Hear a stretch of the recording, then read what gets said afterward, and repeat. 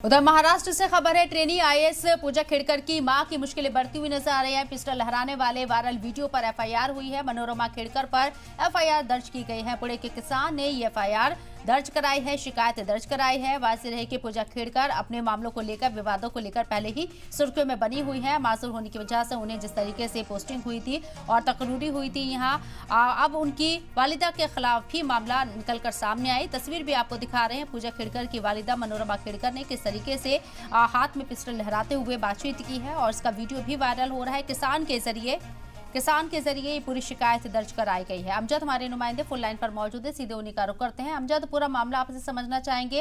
अब तक तो पूजा खेड़कर यहाँ विवादों में थी, सुर्खियों में थी, अब उनकी वालिदा भी सुर्खियों में आ गई है। मामला क्या है पूरा? देखिए, साफ तौर पर मैं बता दूं, किसान के सामने जब कुछ बातों को लेकर बहस जब भी, तो उसके जो पूजा खेड़कर की जो मां है उसने कहीं ना कहीं जो पिस्टल है वो निकाल के वो कहीं ना कहीं लहराती भी नजर आ रही, जिसका वीडियो जब वायरल हुआ उसके बाद से ही महाराष्ट्र के अंदर काफी सियासत जो है वो काफी ज्यादा गर्म होती भी नजर आई।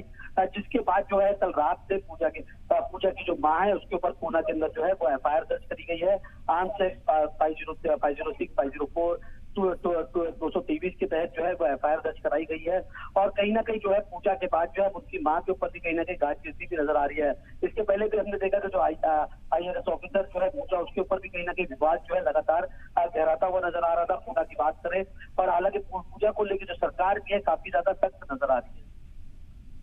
बिल्कुल, लेकिन साथ ही साथ अमजद आपसे भी समझना चाहेंगे कि पूरा बैकग्राउंड अगर हम देखें तो मनोरमा खेड़कर के बारे में क्या कहा जाता है, किस तरह का उनका नेचर है और ये मामला सामने क्यों आया? देखिए, साफ तौर पर मैं बता दूं, जब से जो आईएएस ऑफिसर जो पूजा बनी हुई है उसके बाद से ही पूजा की